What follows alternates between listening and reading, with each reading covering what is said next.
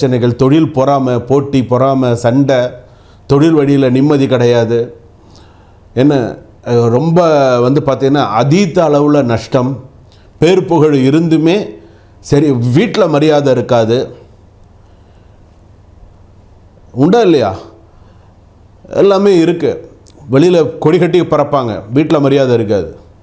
யோ இங்கே வாயா, வாடா போடான்னு தான் பேசுவாங்க. வாயா அப்படின்னு தான் கூப்பிடுவோம், வேறு வழி இல்லை, சகிச்சு போய் தான் அவனை கூப்பிட்டா.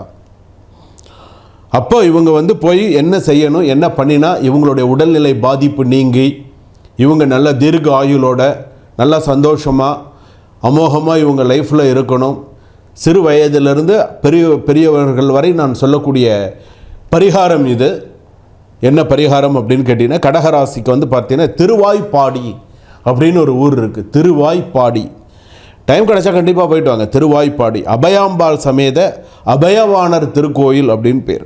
அங்கே போய் ருத்ரஹோமம் பண்ணிட்டு வாங்க. ருத்ரஹோமம் நம்ம நிறைய ஆலயத்துக்கு போகிறோம், திருவண்ணாமலையிலேருந்து சொந்த கோவிலை கூட வச்சுருப்போம், ஏன் இன்னும் சொல்ல போனால். ஆனால் நம்ம சில விஷயத்துக்கு நம்ம சில இடத்துக்கு போயிட்டு வந்தால் தான் நமக்கு நல்லது.